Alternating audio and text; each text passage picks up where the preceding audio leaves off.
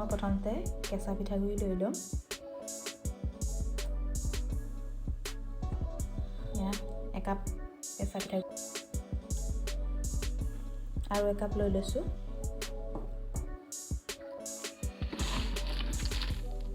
চেনি লৈছোঁ 1 চামুচেদি 3 চামুচ। আপোনালোকে সোৱাদ যিমানটো লাগে সিমানটো জোখাই দিব। মই 3 চামুচ দিছোঁ। আৰু চেনিটো গুড়া কৰি দিব পাৰে, মই গুড়া কৰি দিয়া নাই, মই এনেকৈয়ে দিছোঁ। শুকান নাৰিকলৰ গুড়া লৈছোঁ। এইটো মই বজাৰৰ পৰা কিনি লোৱা। আপুনি কেঁচা নাৰিকলৰ গুড়াও দিব পাৰে। ইয়াত দিছোঁ মই 3 চামুচ। নাৰিকলটো দিলে তাৰ সোৱাদটো বেছি হয়, ভাপত দিয়া পিঠাটোৰ সোৱাদটো বেছি লাগে। নাৰিকলটো আপুনি নিদিলেও কথা নাই, এইটো অপশ্যনেল হয়। মোৰ তাত থকাৰ কাৰণে মই দি দিছোঁ। আৰু এয়া দিছোঁ বেকিং পাউডাৰ আধা চামুচ। এতিয়া এইখিনি ভালদৰে মিক্স কৰি লৈছোঁ। ইয়াত এতিয়া মই গাখীৰ দি মিক্সাৰটো বনাম। গাখীৰ কমাই দি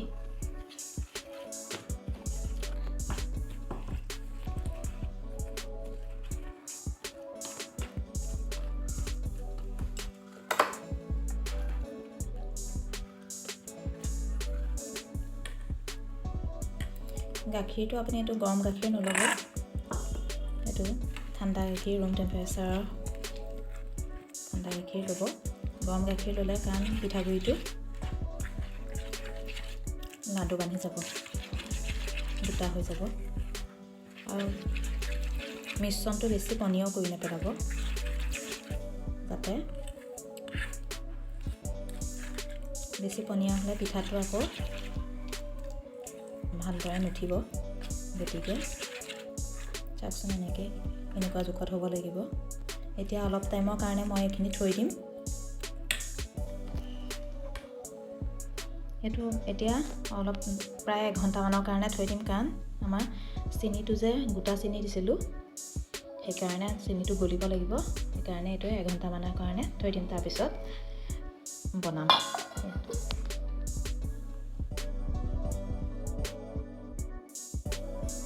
1 চামুচ ঘি দিম।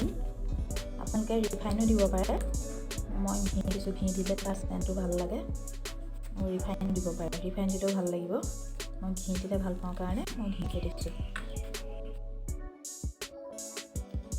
1 ঘণ্টাৰ পিছত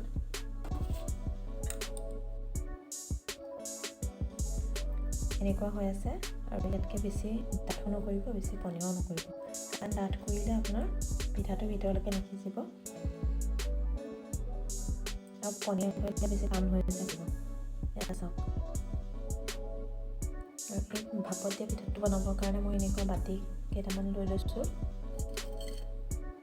এনেকুৱা জোখৰ।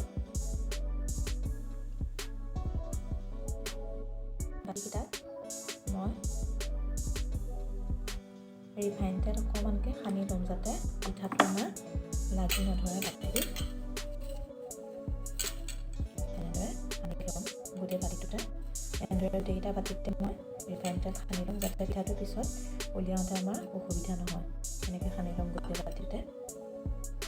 এনেদৰে গোটেইকেইটা বাতিতে মই ৰিফাইন সানি ল'লোঁ। আৰু এতিয়া মই মিশ্ৰণখিনি ইয়াত দি দিম।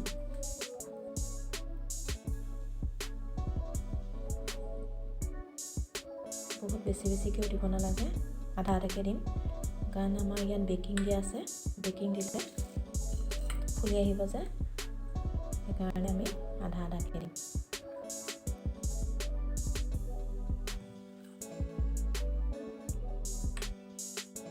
এনেদৰে গোটেইকেইটাতে দি ল'লোঁ। এতিয়া অলপমান এনেকৈ মাৰি দিম বাতিকেইটা, যাতে মাজত কোনো ফুটা নাথাকে মিশ্ৰণখিনি, নহ'লে ফুটা ফুটা হৈ যায় যে, সেইকাৰণে এনেকৈ দিছোঁ। এতিয়া পিঠাটো বনাবৰ বাবে মই প্ৰেছাৰ কুকাৰ এটা লৈ লৈছোঁ। প্ৰেছাৰ কুকাৰ তলত পানী দিছোঁ। পানীৰ ওপৰত এই এডাল এনেকৈ দি দিছোঁ।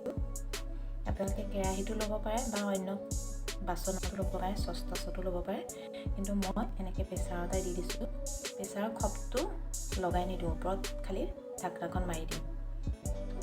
এতিয়া পানীটো অকণমান গৰম হ'লে মই বাতিকেইটা ইয়াত দি দিম। এতিয়া দেখিছেনে পানীখিনি গৰম হৈছে আৰু মই এতিয়া বাতিকেইটা এটা এটাকৈ দি দিম। এনেদৰে বাতিকেইটা দি দিছোঁ। চাওক মই এনেদৰে তিনিওটা বাতি দি দিছোঁ এনেদৰে। এতিয়া পানীটো গৰম হ'লে তাৰ ভাপতে এই পিঠাটো হৈ থাকিব। ফ্লেমটো আপোনালোকে হাইও দিব পাৰে বা মিডিয়াম ফ্লেমতো ৰাখিব পাৰে। এতিয়া মই প্ৰেছাৰৰ ঢাকনাখন খালি ওপৰত এনেকৈ দৰে দিহে দিছোঁ। দেখিছেনে এনেকুৱা হৈ গৈছে।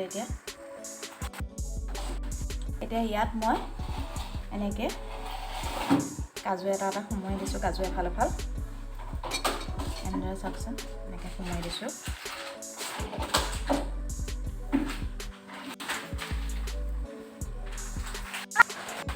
আৰু এটা কিচমিচ এনেদৰে সোমোৱাই দিছোঁ।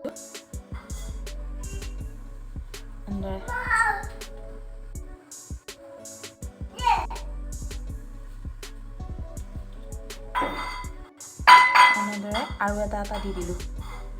এইফালে ছাইডতো দুফালে দুটা এনেদৰে দি দিছোঁ।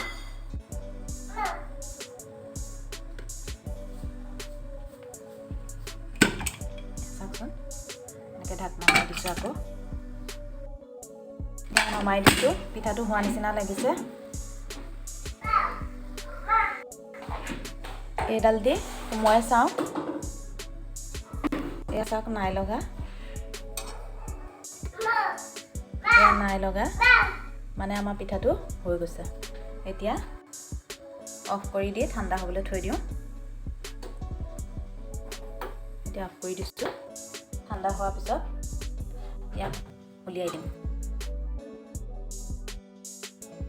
বাতিকেইটা এয়া প্ৰেছাৰৰ পৰা উলিয়াই আনিলোঁ আৰু অলপ ঠাণ্ডা হ'বলৈ দিছোঁ। ঠাণ্ডা হোৱাৰ পিছত বাতিকেইটা উলিয়াই দিম। এইকেইটা এতিয়া ঠাণ্ডা হৈছে। মই চুৰি কটাৰীখনে এনেকৈ ছাইডকেইটা এনেকৈ দিছোঁ। আহকচোন এনেকৈ দিওঁ।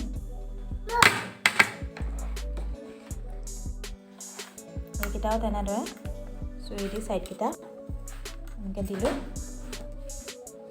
আৰু উল্টাই দিলোঁ আৰু সেইটো উল্টাই দিছোঁ। দেখিছেনে কেনেদৰে ধুনীয়াকৈ ওলাই আহিছে। সেইটো চাওক পিঠাটো ইমান চফ্ট হৈছে। গোটেইকেইটা এয়া চাওক ওলাই গৈছে ধুনীয়া ধুনীয়া। এয়া চাওক বাতিত এয়া চাওকচোন।